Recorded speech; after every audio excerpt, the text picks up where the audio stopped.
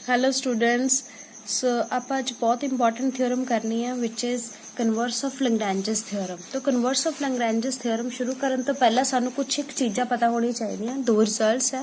पहला तो यह है कि अगर ए रेज़ टू पावर के भी जनरेटर होवे साइक्लिक ग्रुप का जिहड़ा कि जनरेटेड बाय ए है, A is the already existing generator, A raise to power के भी दा जनरेटर होएगा अगर के दी वैल्यू एन तो लैस होवे ग्रेटर दैन इक्वल टू 1 ਅਤੇ n ਤੇ k ਦਾ GCD 1 ਹੋਵੇ ਤਾਂ ਅਸੀਂ ਕਹਿੰਦੇ ਆ ਕਿ a raised to power k is also generator। ਇਹ ਆਪਾਂ ਥਿਓਰਮ ਕੀਤੀ ਹੈ ਨਾ ਜਿਹੜੀ number of generators of a finite cyclic group, ਉਹਦੇ ਵਿੱਚ ਆਪਾਂ ਫਾਈਂਡ ਆਊਟ ਕੀਤਾ ਸੀ ਕਿ ਕਿੰਨੇ ਜਨਰੇਟਰ ਹੁੰਦੇ ਤੇ ਜਨਰੇਟਰ ਕਿਸ ਤਰੀਕੇ ਨਾਲ ਆਉਂਦੇ ਆ।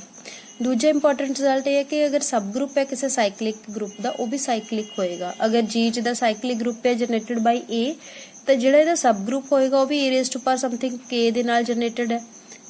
ਤੇ ਹੁਣ ਕਿਉਂਕਿ ਗਰੁੱਪ ਦਾ ਆਰਡਰ ਤੇ ਉਹਦੇ ਜਨਰੇਟਰ ਦਾ ਆਰਡਰ ਸੇਮ ਹੁੰਦੇ ਆ तो इत्थे जनरेटर है ए रेज़ टू पावर के, ਇਹਦਾ ਆਰਡਰ ਕੀ ਆਣਾ n oblique GCD of n के। तो इस तरीके ਨਾਲ ਅਸੀਂ सब ग्रुप ਦਾ ਆਰਡਰ ਲਿਖ ਸਕਦੇ ਆ ਕਿ ਕੀ ਆਏਗਾ।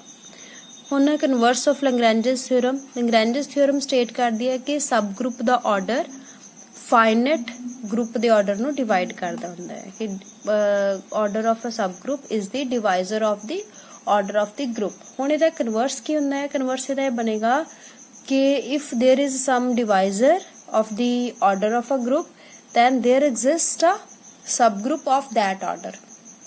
so ਹੁਣ ਇਹ ਜਿਹੜਾ ਰਿਜ਼ਲਟ ਹੋਲਡ ਕਰਦਾ ਹੈ ਫਾਈਨਾਈਟ ਸਾਈਕਲਿਕ ਗਰੁੱਪ ਦੇ ਲਈ। ਸੋ ਆਪਾਂ ਦੇਖਦੇ ਕਿਸ ਤਰੀਕੇ ਨਾਲ। ਮੰਨ ਲਓ ਕਿ G ਹੈ ਫਾਈਨਾਈਟ ਸਾਈਕਲਿਕ ਗਰੁੱਪ ਜਿਹਦੇ ਵਿੱਚ A the generator the order n ਹੈ, ਫਾਈਨਾਈਟ ਹੈ। ਹੁਣ ਇਹਦਾ ਕੋਈ ਡਿਵਾਈਜ਼ਰ ਲੈ ਲਿਆ ਆਰਡਰ ਦਾ, A ਦਾ ਆਰਡਰ ਚਾਹੇ G ਦਾ ਆਰਡਰ ਦੋਨੋਂ ਸੇਮ ਹੀ ਹੋਣੇ ਆ।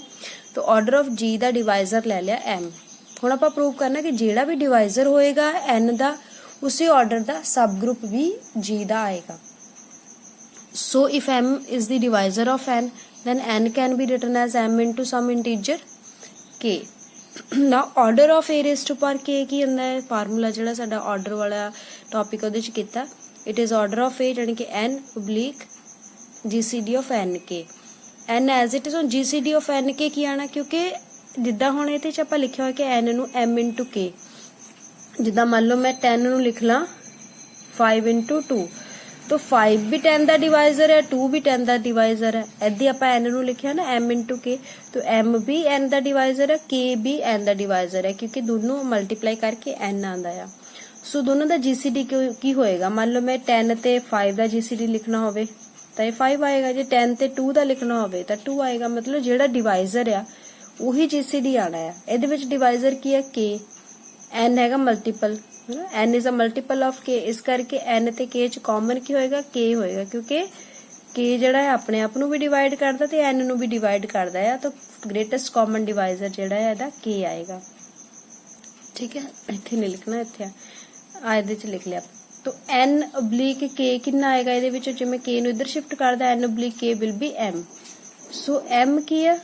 ਜਿਹੜਾ ਆਪਾਂ ਨੰਬਰ ਲਿਆ ਸੀ let m be the divisor of।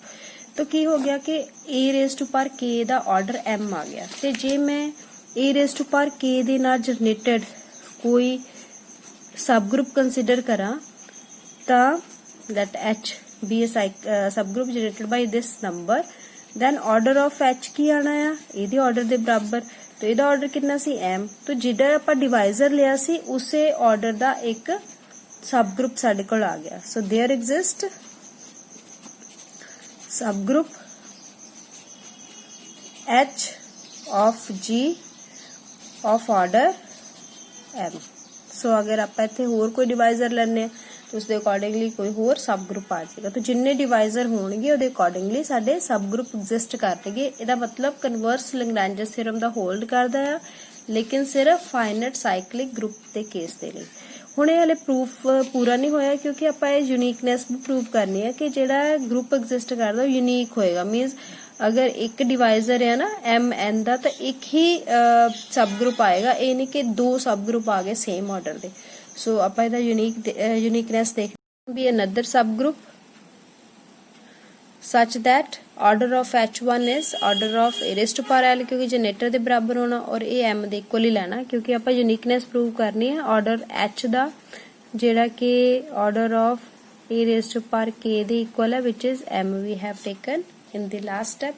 ਤੇ ਹੁਣ ਆਪਾਂ another subgroup consider ਕਰਦੇ ਕਿ possible ਹੈ ਕਿ ਨਹੀਂ ਕਿ ਕੋਈ ਹੋਰ subgroup ਵੀ same order ਦਾ exist ਕਰੇ। ਸੋ ਹੁਣ ਇਹਦੇ ਚ ਆਪਾਂ ਕੀ ਕਰਨਾ, division algorithm apply ਕਰਨਾ। ਸੋ by division algorithm on k and l। ਸੋ ਆਪਾਂ ਕੀ ਕੀਤਾ, l ਨੂੰ k ਨਾਲ ਡਿਵਾਈਡ ਕਰ ਦਿੱਤਾ। ਇਹ ਦੋਨੋਂ ਜਿਹੜੇ ਜਨਰੇਟਰਸ ਦੀ ਪਾਰਟ ਸੀਗੀਆਂ ਦੋਨੋਂ ਨੂੰ ਡਿਵਾਈਡ ਕਰਕੇ ਇੱਥੇ ਮੰਨ ਲਓ ਕੋਸ਼ੈਂਟ ਆ ਗਿਆ reminder must B less than the quotient the divisor greater than equal to 0। ਇੱਥੇ ਲੈਸ ਦੈਨ ਹੀ ਆਉਂਦਾ ਹੁੰਦਾ, ਇਕੁਅਲ ਨਹੀਂ ਹੁੰਦਾ ਕਦੀ ਵੀ ਰਿਮਾਈਂਡਰ ਡਿਵਾਈਜ਼ਰ ਦੇ। ਹੁਣ ਆਪਾਂ ਇਹਨੂੰ ਦੋਨੋਂ ਪਾਸੇ m ਨਾਲ ਮਲਟੀਪਲਾਈ ਕਰ ਦਿੱਤਾ। ਇਹ ਕਿਉਂ ਕਰ ਰਹੇ ਆ ਆਪਾਂ m ਨਾਲ ਮਲਟੀਪਲਾਈ, ਕਿਉਂਕਿ ਆਹ ਚੀਜ਼ ਇੱਥੋਂ ਆ ਜਾਣੀ ਆ ਕਿਉਂਕਿ order of a raised to power l m ਹੈ ਤਾਂ a raised to power l the power m ਕਰਾਂਗੇ ਤਾਂ ਆਇਡੈਂਟੀਟੀ ਆਏਗਾ। ਸੋ ਆਪਾਂ ਆਇਡੈਂਟੀਟੀ ਨੂੰ ਲਿਖ ਸਕਦੇ a raised to power lm, ਠੀਕ ਹੈ। ਤੇ ਇਹ ਜਿਹੜੀ ਵੈਲਿਊ ਹੈ ਇਹ lm ਹੈਗਾ k ਤੇ ਆਪਾਂ q ਹੈ qm plus rm, ਪਾਵਰ ਦੋਨੋਂ ਸੈਪਰੇਟ ਕਰ ਲਓ qm into rm। ਹੁਣ ਇਹਦੇ ਵਿੱਚ ਜਿਹੜਾ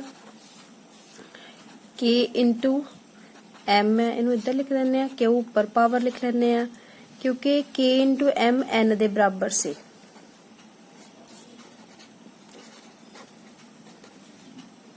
why this is equal to m because ਆਪਾਂ ਲਿਖਿਆ ਨਾ ਜਦੋਂ ਪਹਿਲੇ ਸਟੈਪ ਦੇ ਵਿੱਚ ਜਦੋਂ ਪਿਛਲਾ ਪਾਰਟ ਕੀਤਾ ਆਪਾਂ ਕਿ m is the divisor of this, m divides n तो n can be written as m into k, ठीक है। so m into k या k into m is n ਤੇ a ਦਾ ਆਰਡਰ n ਨਹੀਂ ਹੈ ਤਾਂ ਇਹ ਆਇਡੈਂਟੀਟੀ ਬਣ ਗਿਆ, identity raise to power something is identity. तो ਇਹ ਸਾਡੇ ਕੋਲ ਸਿਰਫ ਰਿਹਾ a raise to power rm, right. ਹੁਣ ਦੇਖੋ ਆਇਡੈਂਟੀਟੀ ਇਧਰਲੇ ਪਾਸੇ ਚੱਲਿਆ ਆ ਰਿਹਾ ਤਾਂ a raised to power rm is equal to identity, right, which implies ਹੁਣ ਦੇਖੋ ਕੀ ਆ ਗਿਆ ਸਾਡੇ ਕੋਲ ਜਦੋਂ ਅਸੀਂ ਇੱਥੋਂ ਸ਼ੁਰੂ ਕੀਤਾ ਹੈ ਨਾ, ਆਪਾਂ ਲਿਖਿਆ ਕਿ r is less than k, ਸੋ ਆਪਾਂ ਇਹਨਾਂ ਨੂੰ m ਨਾਲ ਮਲਟੀਪਲਾਈ ਕਰਤਾ। ਜੀ ਇੱਥੇ ਵੀ ਆਪਾਂ m ਨਾਲ ਮਲਟੀਪਲਾਈ ਕਰ ਦਈਏ ਕਿਉਂਕਿ m ਪੋਜ਼ਿਟਿਵ ਨੰਬਰ ਹੈ, ਇਨਕੁਐਲਿਟੀ ਚੇਂਜ ਤਾਂ ਹੋਣੀ ਨਹੀਂ, इस तरीके ना आ जाएगा। तो m के कितना है वो n ਦੇ बराबर है तो ਇਹਦੇ ਚ ਆ ਜਾਏਗਾ 0 less than rm less than n, ठीक है। तो rm ਜਿਹੜਾ ਆ ਜਾਂ rm ਜਾਂ mr ਉਹ ਲੈਸ ਦੈਨ n ਹੀ ਰਹਿਣਾ ਫਰੋਮ ਦਿਸ। ਆਪਾਂ ਅਗਰ ਇਹਨੂੰ m ਨਾਲ ਮਲਟੀਪਲਾਈ ਕਰ ਦਈਏ mr ਆ ਜਾਣਾ, ਇੱਥੇ mk ਬਣ ਜਾਣਾ, mk n ਦੇ ਬਰਾਬਰ ਹੈ, ठीक है। ਸੋ ਲੈਸ ਦੈਨ ਆਏਗਾ। ਹੁਣ ਇੱਥੇ ਸਾਡੇ ਕੋਲ ਕੀ ਆ ਗਿਆ ਕਿ a raised to power rm identity ਹੋ ਗਿਆ, ਬਟ ਇੱਥੇ ਲਿਖਦੇ ਆ but order of a is n and rm is less than, ਤੇ ਸਾਡੇ ਕੋਲ ਲੈਸ ਆਇਆ only less than ਦਾ ਸਾਈਨ ਆਪਾਂ ਇੱਥੇ ਪੁੱਟ ਕਰਨਾ। तो this is less than this greater than equal to 0। so is it possible ਕਿ ਆਰਡਰ ਅਗਰ a ਦਾ n ਹੈ ਤਾਂ a ਤੋਂ ਵੀ ਕੋਈ ਛੋਟਾ ਨੰਬਰ ਜਿਹੜਾ ਉਹਨੂੰ ਆਇਡੈਂਟੀਟੀ ਬਣਾ ਦੇਵੇ, which is contradiction to the order of the minimality of n, which is contradiction to order of a। so it means it is not possible।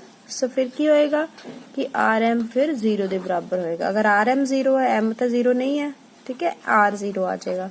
ਤੇ जी r 0 आ गया ਤਾਂ ਫਿਰ ਕੀ ਹੋਏਗਾ ਕਿ ਜਿੱਥੇ ਆਪਾਂ ਸਟਾਰਟ ਕੀਤਾ ਸੀ ਆ ਲਿਖਿਆ ਸੀ ਇਹਦੇ ਵਿੱਚ ਸਾਡੇ ਕੋਲ r ਦੀ ਵੈਲਿਊ ਅਗਰ 0 ਆ ਜਾਂਦੀ ਆ ਤਾਂ l ਹੋ ਜਾਏਗਾ k into q ਦੇ ਬਰਾबर, ठीक है। तो a raised to power l ਜਿਹੜਾ ਆਪਾਂ ਜਨਰੇਟਰ ਲਿਆ ਸੀ ਉਹ a raised to power k ਹੋ ਜਾਏਗਾ, ਯਾਨੀ ਕਿ a raised to power k raised to power q।